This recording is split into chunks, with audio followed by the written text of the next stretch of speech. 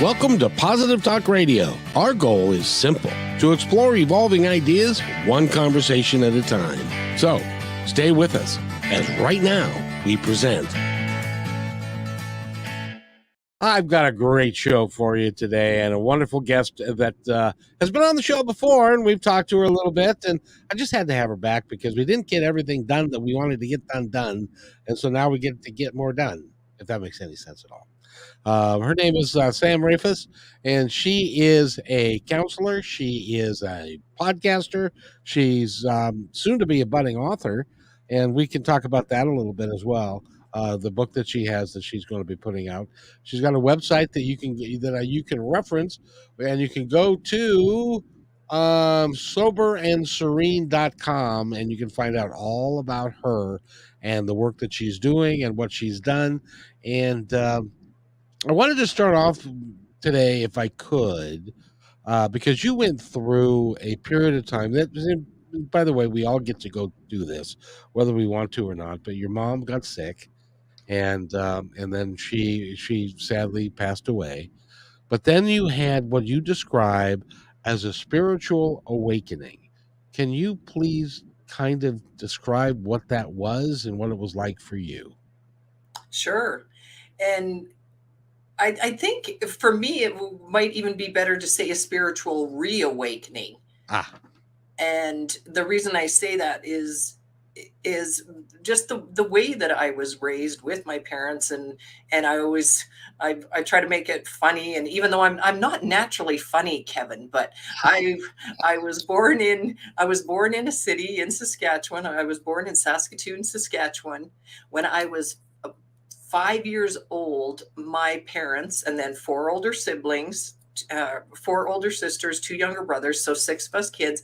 My parents moved us to the farm, and I thought my parents had absolutely lost their mind because, Kevin, are you in the era of Green Acres? oh yes. Okay. So those of you that are, you'll get my reference to it. So here I am, this young girl that is in the city life, and we had been going to gymnastics lessons and baton lessons, and to church each weekend, and I grew up singing in church, and all of these lay spiritual things and family things that you do as you're growing up. Yet when we moved to the farm, it literally was looking like things were falling down, and I couldn't my 5-year-old brain could not wrap my head around the fact that my parents would do this. So anyway, I digress. We grew up, we had the farm life. It was beautiful. When I look back on it, it was absolutely idyllic. Like I said, we went to church every weekend, and I always felt like our family was very spiritual. So I was raised in a spiritual environment, and take us into as I'm growing up and going through different facets of my life. And when my mom got sick, it it wasn't that was what made me take a pause. It was just there was a lot of things going on in my life that, and you and I have talked about it too, that things kind of blow up. Yeah. So when I was spending time with my mom, I I still think that spiritual awakening, and why I can look back on it now and think of it that way, was if my life didn't quote blow up, I wouldn't have got extra time spent with my mom, because even though she was sick, it was nothing super serious. It was nothing that should have, made her pass away or anything. And that's what happened. But the spiritual awakening, reawakening, came after that, as I assessed my life, as I assessed and went, okay, wait a second. If all of those things that it happened in 2018 wouldn't have happened, which I thought were, terrible. And you and I've talked about it, the country song Gone Backwards, your dog dies, Yep. you lose your job. And for me, it wasn't necessarily losing my job, because I was working for myself. It was just a lot of things happened that year. And, I contracts didn't renew, or so, like anything that I was trying to make happen wasn't working. So I finally, threw my hands up and said, okay, I guess I need to take a break, which made me spend some time at the farm where my mom was living with my older sister. So I've got this beautiful period of 4 months with my mom that I wouldn't have had if my life wouldn't have blown up. But that's part of the plan. Exactly. Somebody else's, and we laughed about it, I think, last time, that we make plans and God laughs. Yep. So I had plans for my life, but I mean, God knew deep down that I wanted to spend some extra time with my mom. It was always in my head and my heart, but I kept putting it off because she was 5 hours away from where I was. And so that's where I say the spiritual part comes in, is because deep down, God knew that whatever was going to happen with my mom was going to happen. And this is the way I rationalize it for myself and make it make sense. So I got those 4 months with my mom to be with her every day, to play cards, to cook with her, to laugh with her, to eat with her, to get to know my sister and her husband and her daughter that all farm together. And I got extra time with them.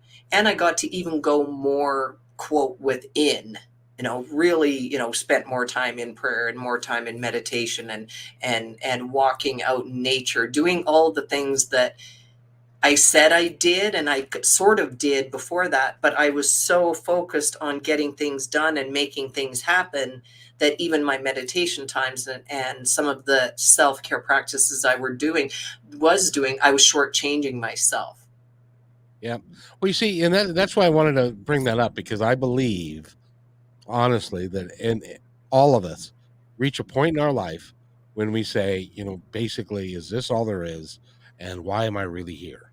And it's important for us to, when that comes, because it comes for all of us. Some of us bury it and say, "Nah, I'm not going to Yep. change anything," and I can't, the job's too good. I need the money. The wife doesn't like it. I don't know. We come up with a lot of excuses, but we all come to a point when our inner self, our soul, if you will, Yep. says, "This isn't what you were meant to do. This isn't why we came here. Why we came here was something totally different, and let us lead you into where that is, so that you can lead the life that you were meant to lead, and thus be happier with the life that you're now leading." So true. So true. And sometimes it takes the the and the problem isn't the right word. It takes something to seemingly look like a devastation, or at the point that it's happening, it looks like, why is this happening to me? I don't want this to happen to me. It doesn't feel good. It hurts. It's not the way it's supposed to be. Yet it's still the easiest way, or the way that you've made it happen. Like, I made it happen for myself by not listening to what I really wanted and trusting what I really wanted. I kept ignoring it. I kept ignoring the signs. You talk about, you get that little tap on the shoulder, you get the thought or whatever, and then sometimes it takes the 2x4 to really, hit you over the head and go, like, you're not listening. It always takes, at least for me, for me, and I can only speak for me, but it always takes a 2x4 to get my attention, and then to move in the direction that I have already chose for myself. I Yep. just didn't know it, and so they give me a hint. They say, "Okay, well, here you go. This is this is how we are going to help you achieve the plan that you set out for yourself." You're right. I fully subscribe to that thinking as well, Kevin. Well, Or belief. That's my belief too. yeah, and for me, it's actually even annoying, because it's like it always happens. It always, you know, things happen in our life. Well, as an example, last year in July, my mother was 90 years old, and she had not had very many sick days in her whole life. and she was fine. And she was 90, and she played bridge on Wednesday. She went out to dinner on Thursday. She was going to a birthday party and a bridge party on Saturday, and she died Friday night.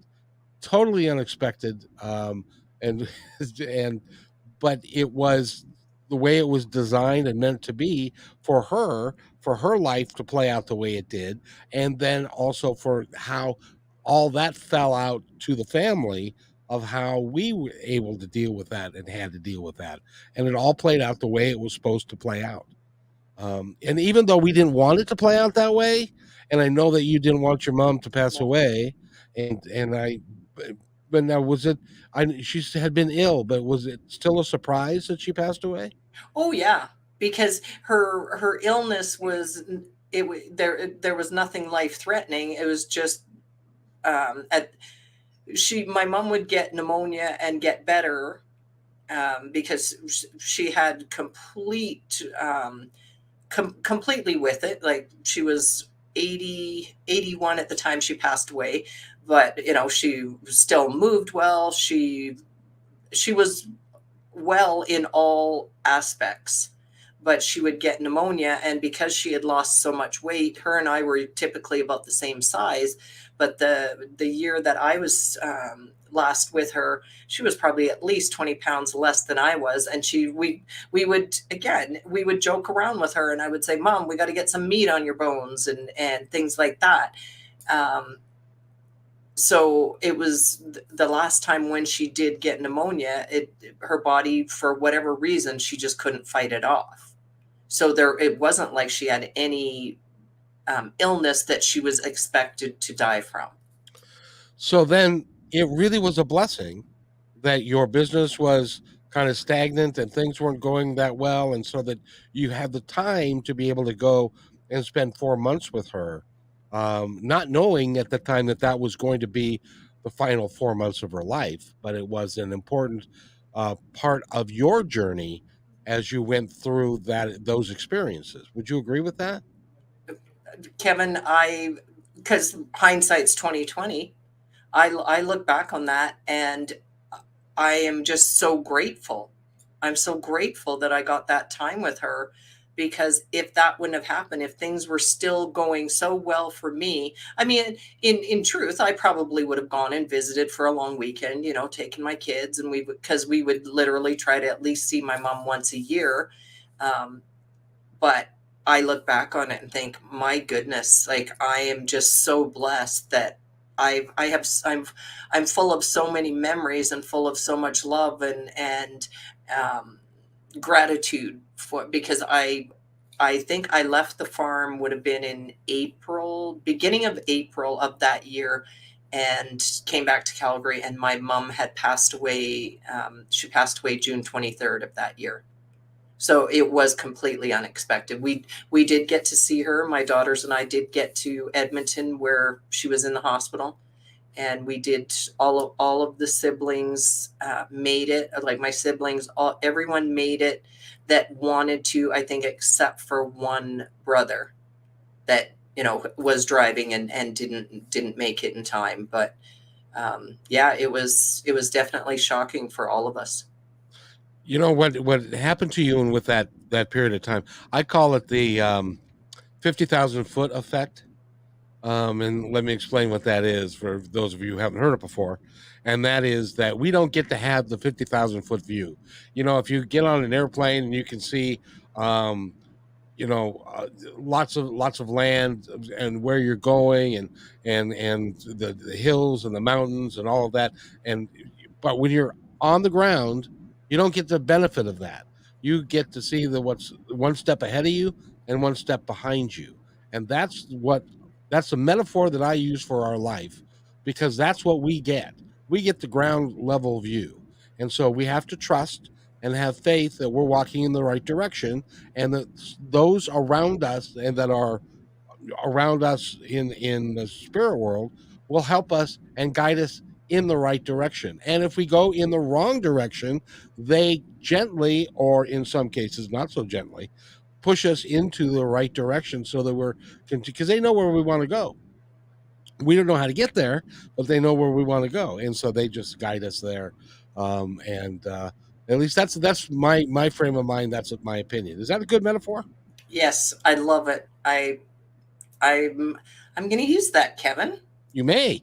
It's you. Please do, because it really is for me. It tells me everything that I'm doing in life that I'm being led to do, and and we all do. I know you've got stories in your life where it was paramount that you made a change, made a switch. We're going to talk about that in a second.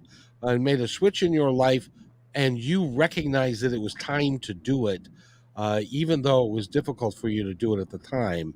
But you knew that that was your direction, and that was a gift that was given to you. I believe. Yeah.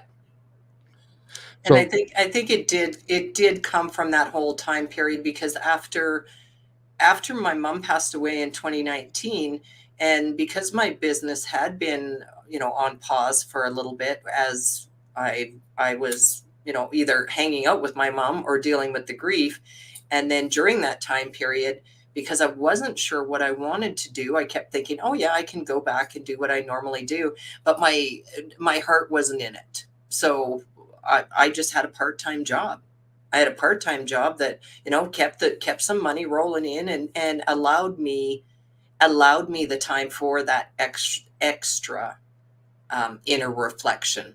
So for the spiritual work, that, because you and I both know that the inner work, you have to do the inner work. Nothing comes from outside. Nothing fixes us from outside, no matter what we might look to solve a problem. But it still is all us, whatever is going on the inside. And until you deal with that, it's things are still going to keep happening. and it's important at one time in your life when it really asserts itself that you follow your heart, follow what's inside of you of what you really want to be able to go do. And Yeah. that's really important. And then there are things in our lifestyle that we have that we recognize at one point or another that this may not be the best thing for you, for me, or for anybody to be doing. And you came to one of those places in your life, hence the name of your website, which is soberandserene.com. You can go there and find out all about Sam, about all of her work, about her services. She does a podcast, and I really appreciate that you do that and stuff. But and you also are, and we'll talk about this too. You're calling for authors because you want people to collaborate with you on the first book that will be entitled Sober and Serene, right?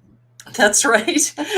And I, I tell you, when you're a serial entrepreneur, I guess, is that what you could call me? I just, once you hit the entrepreneurial bug, and you like creating, and you like having control over your own life. And my brand previous to this brand was Love Brand You, and you and I have talked about it on the last episode.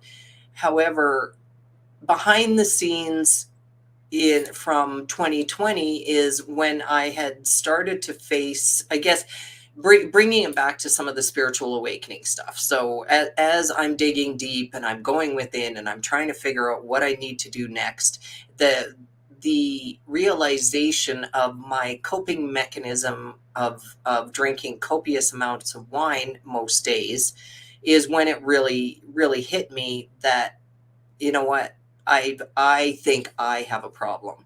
And maybe somebody else from the outside might have looked at me and thought, there is no problem, but I knew there was a problem, and I was drinking a lot of wine. Yeah. Well, if you recall, the last time we talked, you had friends when you said, I'm quitting drinking. I'm not going to drink any more wine." And you had people that would say to you, "Oh, come on, Sam, you don't have a problem. Yeah. There's no reason for you to do that because that means we can't go out and drink wine anymore." Because Yeah. they wanted to suck you in.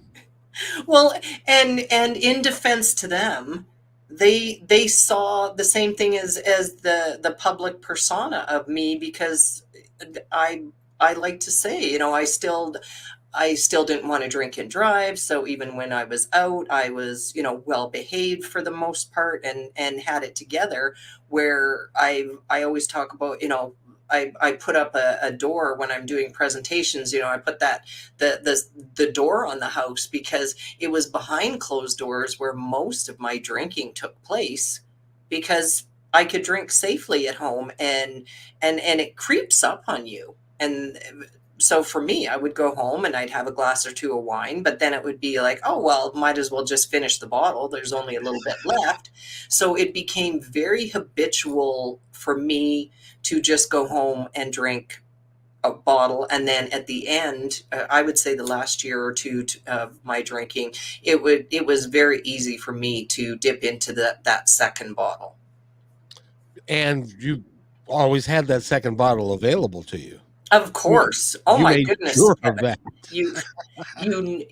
Me, or there was no way I would ever not make sure I had way more than I was going to drink, because just in case. Or Kevin, I would fool myself to, oh, well, if somebody comes over, I want to be able to offer them a glass of wine, or I want to be hospitable. That all of the tricks that those of us that are addicted to wine or any other substance, the games that we play with ourselves. It can be pretty insidious, can't it? Yeah. Because you're continuing to tell yourself stories, you're creating stories and telling yourself stories. Oh, I'm just going to relax. I had a story that I wanted to mention. I didn't mention it last time. I have a good friend. Been married. They've been married for a long time, and the husband figured out in his early 30s that he had a major drinking problem, and so he quit. And then when my wife and I were splitting up, and I went over to visit them, and his wife came home, and he and I were sitting there talking, and she came home, and she is also a wine drinker, and it amazed me because he was sitting there cold stone sober, and she came in and opened up a bottle of wine, and came in and had a glass of wine, and then when she was almost done with that, her child, teenager at the time, brought the bottle over and filled her wine the glass up again, and it was like everybody was oblivious to what was happening, and I saw what was happening as she slowly got drunker and drunker, and they didn't recognize it. It was the weirdest thing, that because I would have thought that in his household, because he went through AA and the 12th step and he did all of those things, I would have thought that he would have recognized that and would have put a stop to it. But nope. It was weird. Do you find that in people that you work with, that happens? Um, I don't know a whole lot yet, Kevin. And the reason that I say that is because I'm just starting to work with individuals on the alcohol piece. Because I've been doing health and wellness coaching and helping people with their diet and lifestyle for years. And it was only when I went through this myself, and well, today marks 855 days, 2 years, 4 months, 2 days. And yes, thank you. Congratulations. Thank you. But I didn't bring it into my business or change my brand or anything until, what was it, July of this year, when I hit 2 years. And that was me purposely. It was purposely. I didn't want, one, I wanted to make sure I was solid in my own recovery, that I was at a certain place. So it's only been in the last couple of months, since I started the podcast, actually, that I've said to people vocally, okay, now I feel ready. I feel that I can help people. So I'm only starting to work with individuals on what on their alcohol addiction, and so I can't really say what they're saying for their family members yet. Check back with me in 6 months or a year, and I'll probably have some more stories on that front. Well, and I was just going to say that you don't want to you don't want to start a coaching program that you yourself are going to fail at one point. So you want to make sure that you're well past it and are in a position to where it's not going to come back. Because then, could you imagine you have a bunch of clients that are all coming to you to help with their drinking problem, and then you relapse, and then you're drinking Yes. behind the scenes, and Yeah. that, I mean, that wouldn't work very well. It would not be good. And I'm pretty solid, and I recovery is a serious topic, and it's, I likely the likelihood of me taking a drink, it just really doesn't even cross my mind right now. My life is so good, and I love my life that I can, and I have so many tools that I I do. And Kevin, I remember that last hangover. I don't want to go there again. So there is a lot that I've got in my toolbox that would prevent me from relapsing, and I feel confident enough that if somebody does want to work with me, I feel confident enough that I can, help them on that journey. But you know, all it would take, I think, I truly believe, is just one casual glass of wine, thinking that I can, and we call it in our recovery space.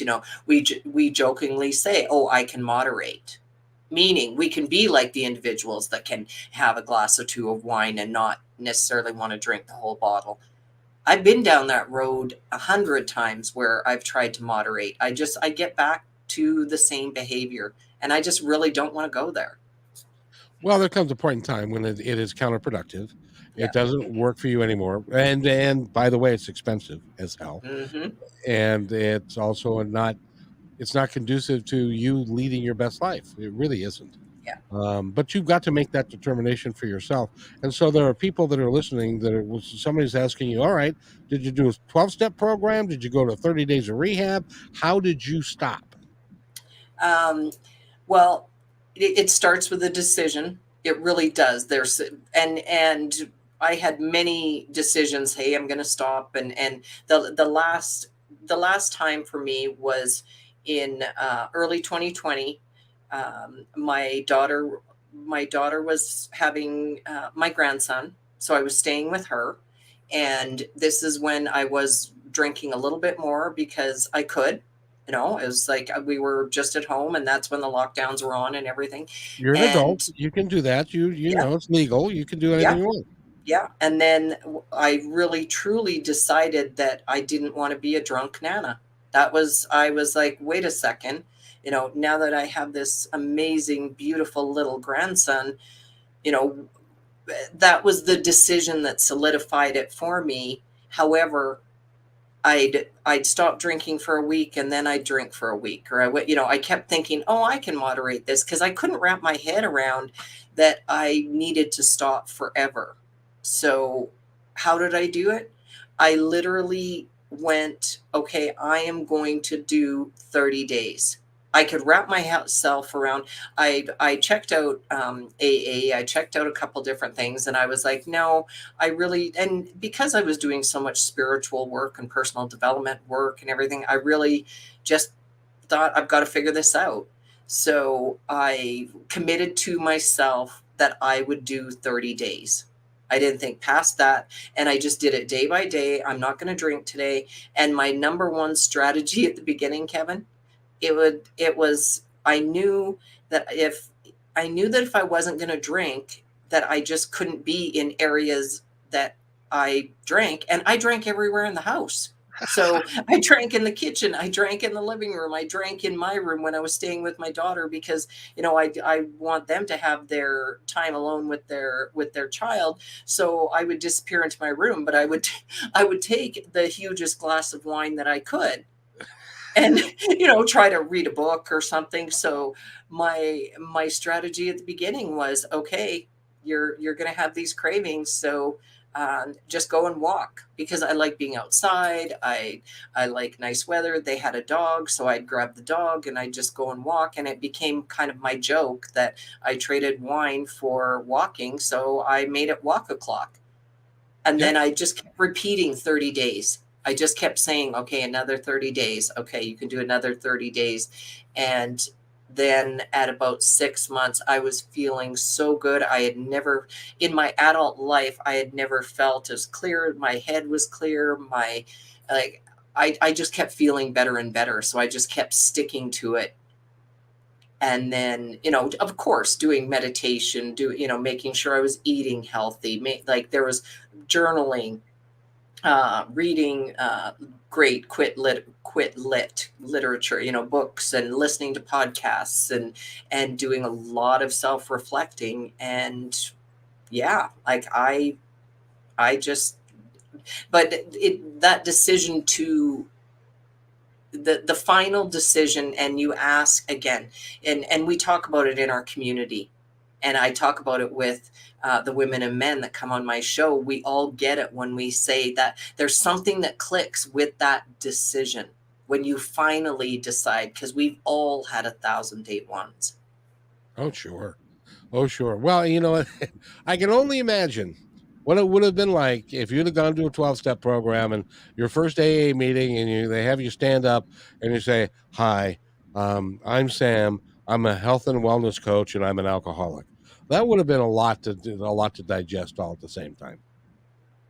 For me, it was, Kevin. That's, I can imagine because you were preaching health and wellness yeah. and eating right and doing all of that, and then to say I'm an alcoholic. But you see, your your version or what what do they call it now? They don't call it alcoholic. They call it um, They don't diagnose the person like that. What they've really tried to do is do away with the labels, which I agree with too. I don't believe anyone is a label. People are people. But they talk about alcohol use disorder. that's what it is. So Yeah. there's different levels of, that's why some people, didn't think that I had a problem. Well, I, according to the diagnostic manual, statistic manual of alcohol use disorder, absolutely, I was drinking way too much. Yeah, but it's not like you were it wasn't obvious. Uh, I'll give you an example. My brother had a problem with alcohol, and he did not have an off switch, so he could not stop. If he started drinking, or when he started drinking, he would drink all day, every day, because he would wake up hungover, and as he liked to say, "I'll just crack a beer, and that'll make me feel better." And so, but then that would start the roller coaster happening all over again.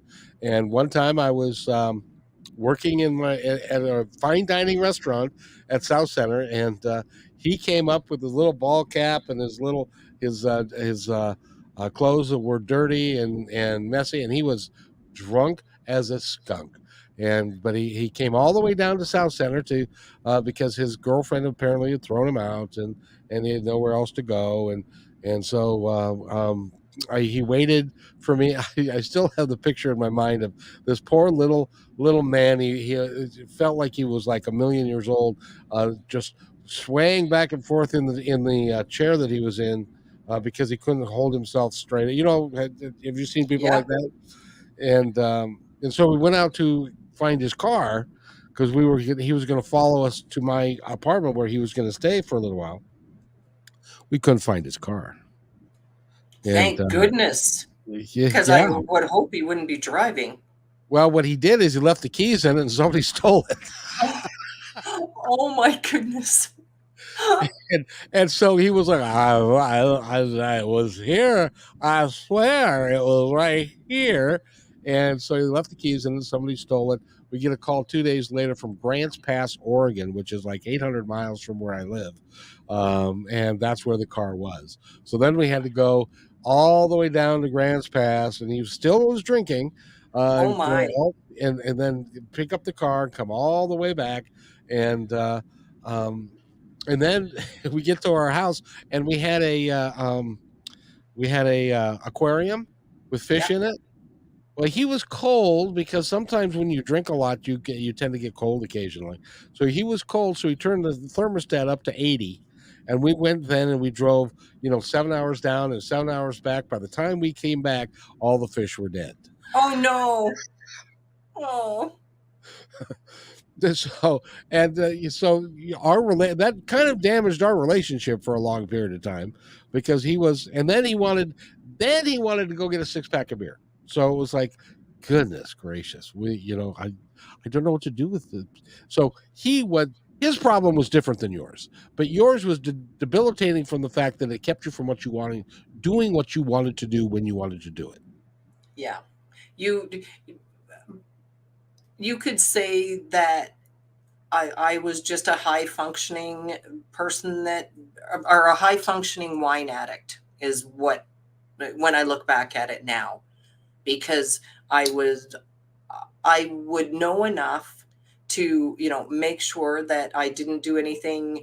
Um, I would get my work done, or if I had to teach in say in the morning, I would make sure that I would still go to bed at a decent time, and not crack that second bottle of wine, or I'd have all these rationalizations for myself that, oh, okay, well, if you're not doing that, then okay, you can drink, but no, if you're doing that, then you better not. And like, it took a lot to organize it in your head, because everything for me was, my whole schedule was wrapped around the fact of, could I drink or couldn't I drink? So I was always managing, and because I wanted to get my work done, and because I wanted to cook for my kids and be a good mom, and still get yoga in, and still, Kevin, I was talking with one of my other guests on the podcast last week, and we're both in the health and wellness field.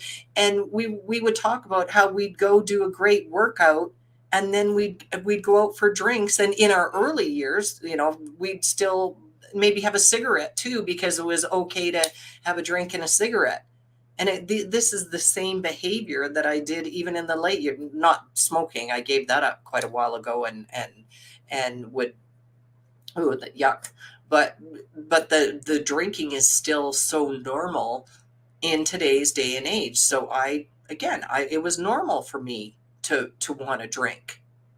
Well, and I will tell you this, that if you look at the statistics, there's a whole bunch of highly performing alcoholic people, and my father being one.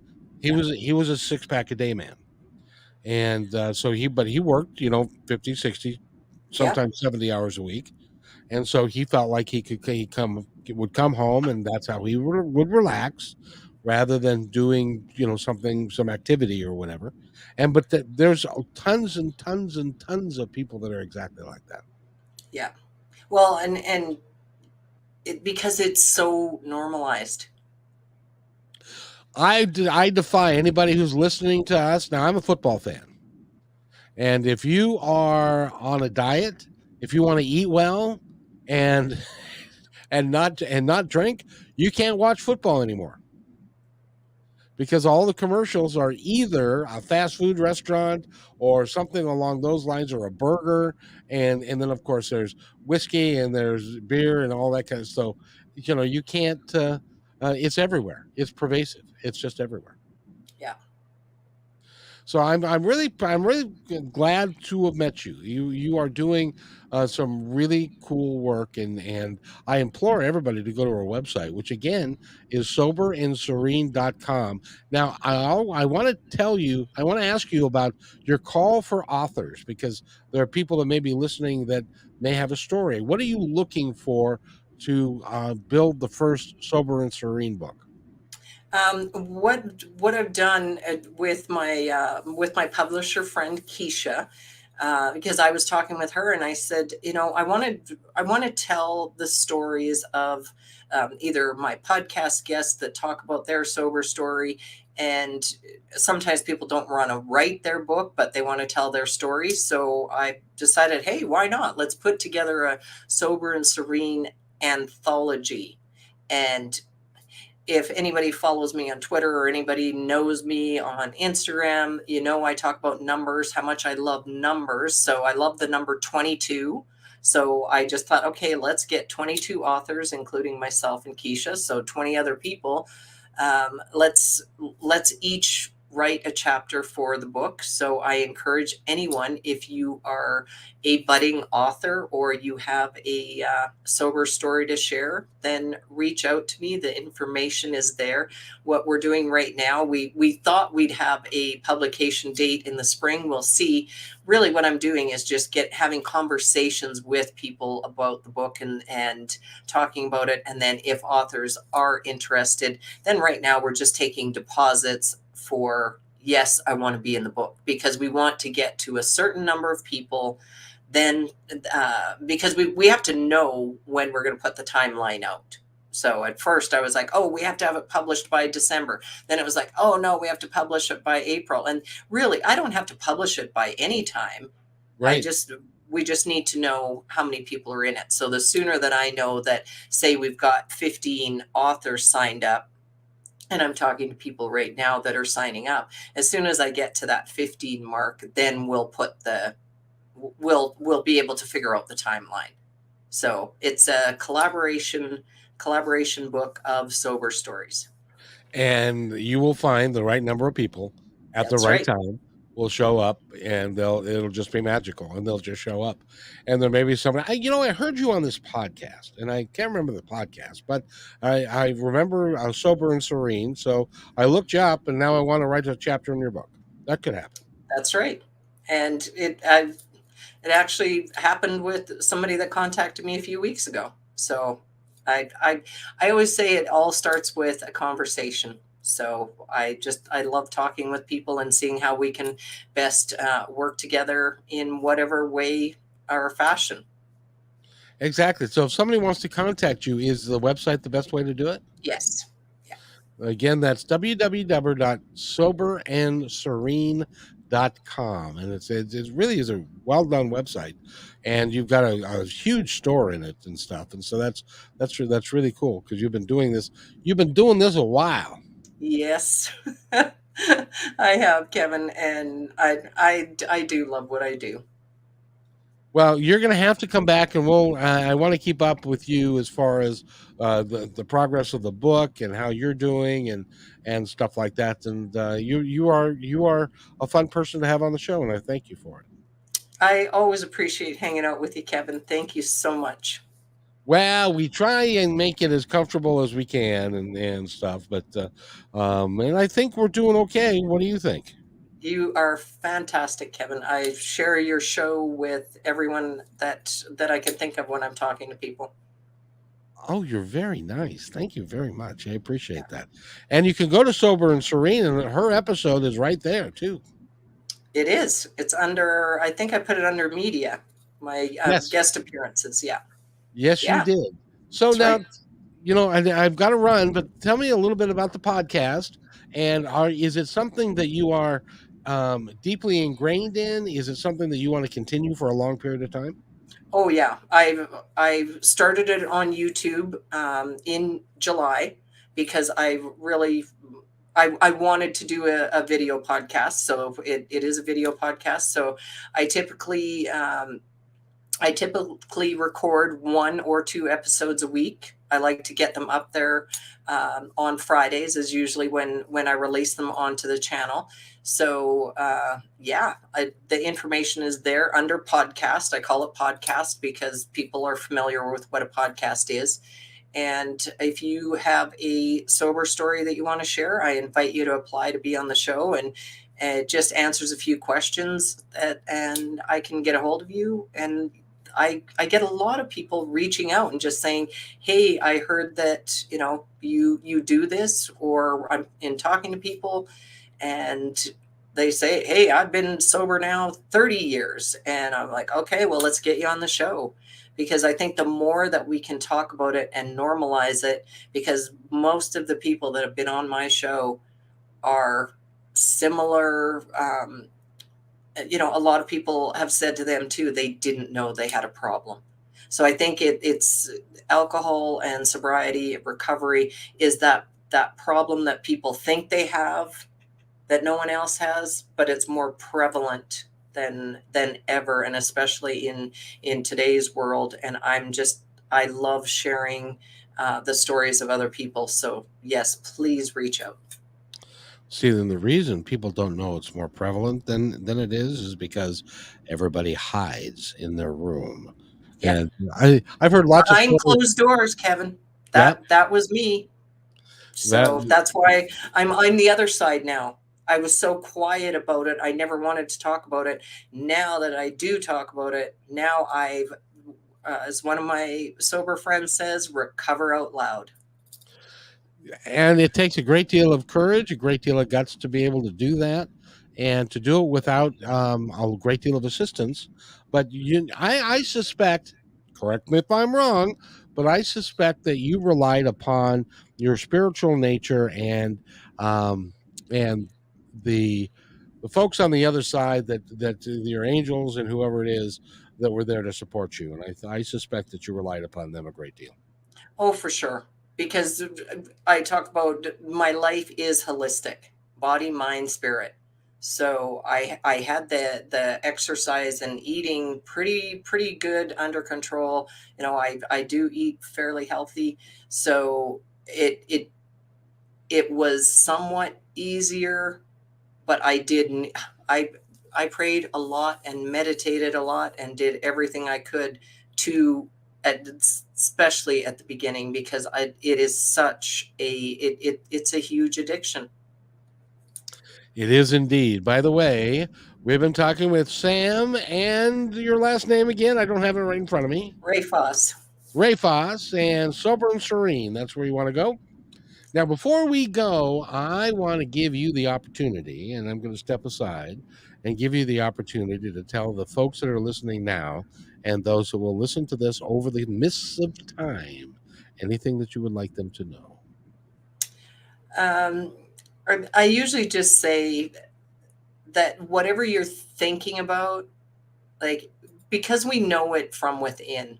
And I've said, people have said to me, do you think I have a drinking problem? Or I don't think I drink that much. What do you think? And I truly, want to be the person that listens and can help anyone through their recovery journey.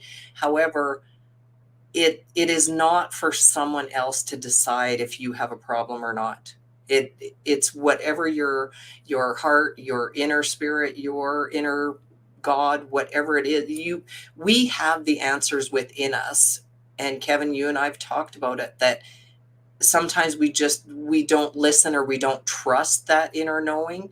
So I just always encourage people to just really, you know be silent for a while. Don't look to outer things or anything outside of you to solve any of what's going on for you. So, yeah, if you're going within, as they say, and you're still needing or wanting someone to talk to, I'm happy.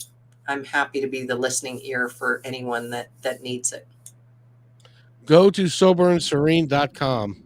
It is a great website. You can find out all the stuff she does.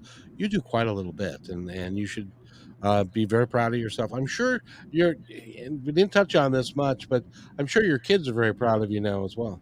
I think so, and they do say that. My daughters are amazing. They're my why, absolutely. My three daughters, my grandson are my why for everything I've ever done in my life. And yeah, we're pretty tight. We're pretty close. I think more than anything, let's just say they are proud of their mom, but they're they're they're my daughters. And Kevin, you know how kids are. They're I like, get it. I know. I get but it. okay, I'm going to give them props. They may laugh at me and they may roll their eyes at me as I'm trying to say, "Hey, girls," whatever I'm trying to tell them. But I do get the odd message from each of them. Hey, mom, I love you. I'm so proud of you. Or way to go. Or so. Yes, absolutely. Yeah, well, when you have a program like that's called Positive Talk Radio, you can't be in a bad mood very often. And my son who is he's got a little bit of Eeyore in him. You know what Eeyore is? Yeah. Oh Lord, the Yeah. world is coming to an end. Life is terrible. And he's got a great life. His life has improved so much. So I keep telling him, you can do this. You can be happy. No, I can't, Dad. You're just stupid. So, and I'll accept that. I'll accept Oh, that. So it's been a pleasure talking to you again, and we got to do this again. Can we do this again? absolutely. Anytime, Kevin. Oh, very cool. Very cool. Soberandserene.com. That's where you go. And I want to thank you for being here. And it's so much fun talking to you. Always. We've had a really good time. So if you'll wait right there, I will be right back. Hey, thanks for enjoying this episode all the way to the end. Please give us a like and subscribe to this channel. This has been a production of PositiveTalkRadio.net. Please visit our website, oddly named PositiveTalkRadio.net, for more details about us and our mission, which is to provide great positive programming designed to inspire us all. I'm Kevin McDonald, and I'm proud of these shows, and I truly hope that you'll like them and share them with friends and family. So on behalf of our entire team,